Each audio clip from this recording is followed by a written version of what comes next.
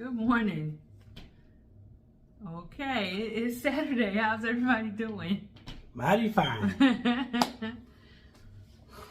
Yo, today's gonna be a great day. Yes, it is. I got so many things I can share with you guys. For one, my infection is clearing up. The swelling went down some more. I'm gonna get my antibiotics for it today. Yes. I start doing my home remedies and Googling, you know, how to clear up infection for dental. Yeah, dental concerns or whatever. Right. There you go. Whatever. Anyway, I feel good. I still notice a little stench that's, you know, beyond my control. Although the tingling and all that stuff is gone. That's good. From all the 4 shots that I got. Yes. Previously from that dentist, which I would never go back there. I wouldn't recommend my worst enemy if I had one to recommend. Right. Which we all have enemies. We just don't know. Jesus has enemy. You know what I mean? But at the end of the day, in the meantime, in between time, you guys has been very great to us. We appreciate you guys. Thank you already this morning to the ones that actually purchased my CD already early this morning. Much shout outs to you, blessings upon you and your family. Yes. Let's talk about, because for some reason y'all love finance stuff. Yes, and I love talking about it because finance and relationship stuff. Relationship stuff. I mean, we're very well qualified to speak on both. Right. On the financial side and as well as on the relationship side. Relationship side, we've been together 27 years. Married 24. So we can share a lot of experiences from the dating perspective as well as marriage life, and bringing kids into it, everything. Finance, sharing the careers. Yes. And, you know, I feel like if you're in a relationship and you want to build and you think that person is the best person for you, right? It might make sense to go ahead and pop the question, fellas. Although it's not weird for a woman you to don't think ask. It's weird? Oh, why? Because it's just maybe because I feel like it's not the norm. It's not normal for a woman to, you know, go up to the guy and say, "Will you marry me?" But if she knows she got a really good man, that would be the only and exception. all the checks are checked, right, off her whole long list of what she wants. Who has a longer list, a man or woman? A woman. Yeah, hands down. I agree with that. Because a woman has higher expectations. A man in a relationship, honestly, if it's not only about just building a family, because a lot of men do want children too. Right. They just want to have children with the right woman. Right. But the wrong woman, so I heard, not good. Will mess your whole situation up. Either way, not good. Same thing with a man. Yes. A lot of women are connected to the wrong people. And the only way you're going to move forward, and I'm not a woman, is you got to tell them to kick rocks with no shoes on. That's it, and keep it moving. And but yeah, I'm not telling you guys directly. Right. Indirectly. Or indirectly. Yeah, that's what I meant. You will know when you found the right person. Of course. Everybody gonna know. And so it would make sense because you get that burning feeling inside and say, "Oh, I love Saul. Oh, he makes me feel really special, real special." And if you can go a whole day without thinking about the person you say you with, or you like, or you love, then you really don't care about them the way you think. That's not the right one. Because the right one, you can't go to sleep without having a final conversation with or anything, making some type of contact. When you get up in the morning, aside from thanking God that you up, that'd be the next person on your list. And, hey, good morning. You know, you want to have a conversation. What you doing? How's your day? Yeah. There's no way possible. If you love somebody, you can go without being around them or talking to them or anything. Right. You feel uncomfortable. Yeah. Even if they're out of town on business. Right. Or you just feel it's just a space that's just empty. Yeah. Like you missing your half. Yeah, I can imagine. Like I have been in a situation where in business I wasn't able to be to certain occasions 100% of the times. Right. And they required me to stay to different hotels for whatever reason, but it was only for like At the most, a couple of days, maybe a week, if I can remember right. Right. It was like a conference. Yeah. Anything longer than that, I started feeling like, man. So you sit in a hotel or whatever, you try to do activities because it's a conference or whatever the event is, and you start feeling kind of lonely and like you miss from being with the person. You wonder, man, I wonder what she's doing right now. That's how you know you really feeling the person you with. So to answer the question, somebody asked, how do you go into a new relationship without bringing in the old bones? I call it the old bones, the old skeletons, the old feelings, the old emotions. You do just that. You press forward and you look towards your goals and your expectations. Make a list. Yeah, make a plan. Yeah, exactly. Always write it down, and then, like I always say, once you write it down, you just go forward. Don't let outside distractions get in your head, because it's just outside noise. As long as you stay and focus on what you're trying to accomplish, you just keep going. And you never get other people involved. You can ask for other people's opinion, but you should have your own mind to say, you should have your own mindset. You can ask for other opinions in a relationship. But when it comes to marriage, don't you get nobody involved between the two of you. And that's a problem from the get-go. Yeah. Don't from do the it. jump. Don't do it. And if you're married, like I said, it's okay to have single friends. If you're a married man, you can have single friends too. But I think it's a fine line between having a girl as a friend, which as a man, you already know the ultimate goal. So who are we kidding? Right. We're grown. And for a woman, I guess a woman has the same needs and desires. Right. But yet, a lot of women want their cake and eat it too, because they figure, I got a great husband, but this man is very beautiful man. He's a very sexy man. And she got to have him, and he can get it. I was like, that part. But yeah, you're not supposed to be getting it? That's right. Oh, okay. It's okay to be a Christian and be what the world call sexy.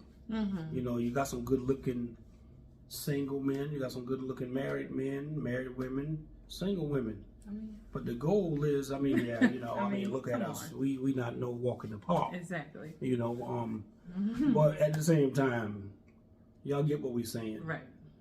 So yeah, just the diamond so far for this morning.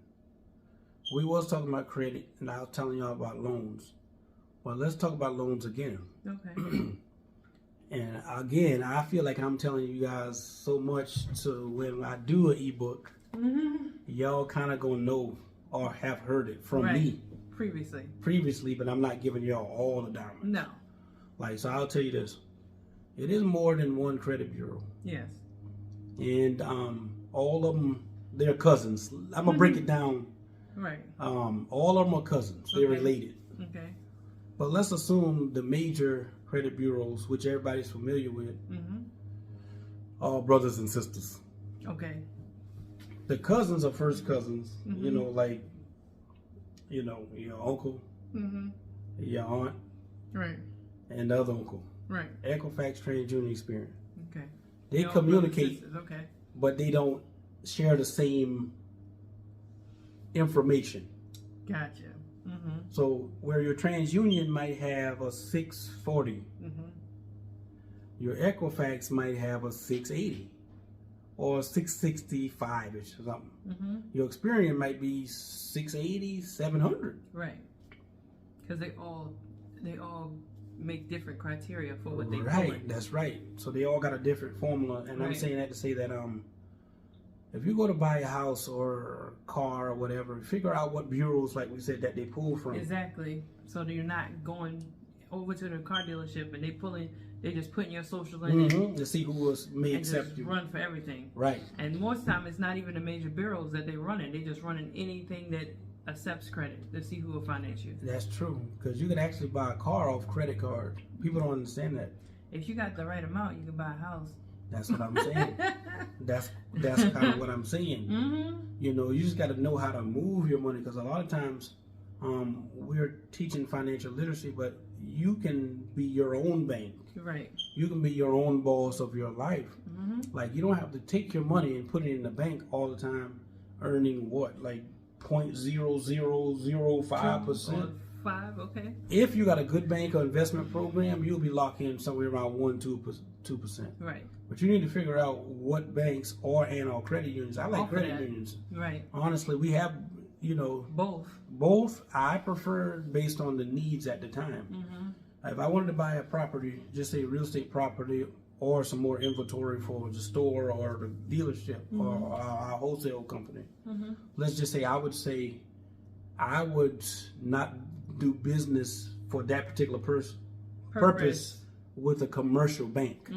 Because the criteria is so high. Right. You better have all your tax returns, your paperwork right. Your score got to be over 700. There is if no not, such thing as no doc right. when it comes to commercial banks. Now, on the flip side, what you just mentioned, credit unions, I'm telling you, it's a difference. They're way more lenient. Yeah, they're more lenient where you don't have to have as much. They don't have that much criteria that you have to meet. 2 stubs, you in business. Right. Meaning you don't need 6 months history even. Right. You don't even need 2 years of tax returns. You don't need to know your N number. It's more red tape when you go to a commercial bank.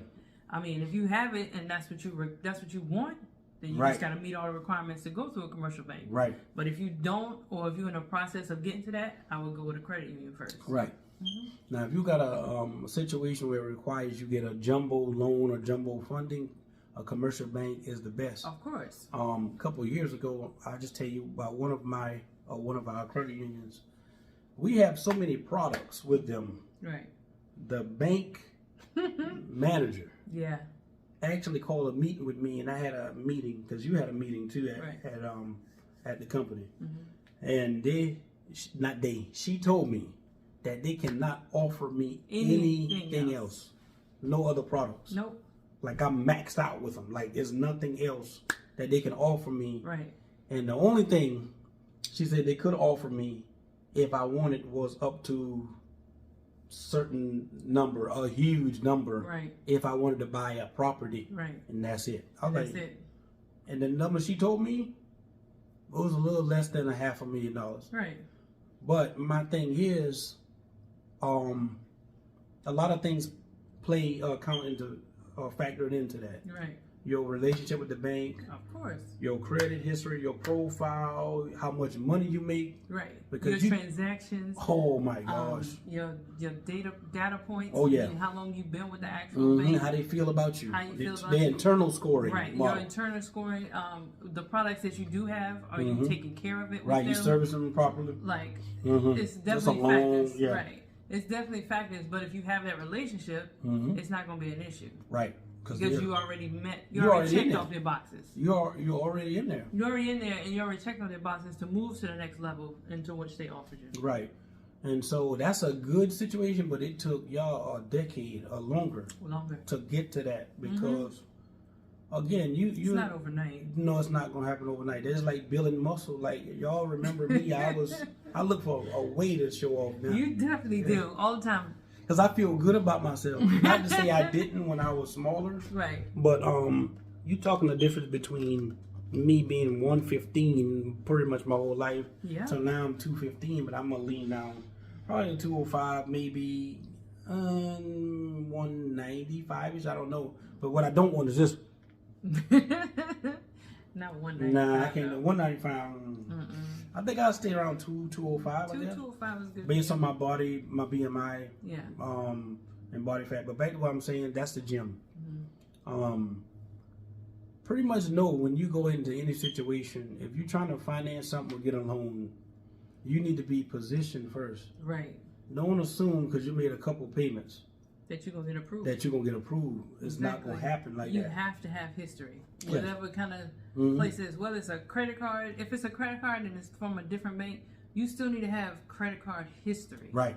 It don't mean that the credit card has to be to that particular bank. But then when they pull your score, they're going to find out how many trade lines do you actually have. That's right. So it's not just you just applying to apply. It's a background to it. Right. You got to get established in order to keep going. That, and they also communicate with each other. They do. I told you they're cousins. No, you said brothers and sisters. I mean, the brothers and sisters are the major ones. Bureaus that everybody knows. Right. What you're saying. Everybody else is cousins. Equifax experience. Right. I'm saying The other companies that I can name Our cousins. They're cousins, but it's a lot of other ones. You got Right. Lexus, Nexus, Innovis, Sage Cream. Right. Those another 3. You can Google it, but they share information with each other.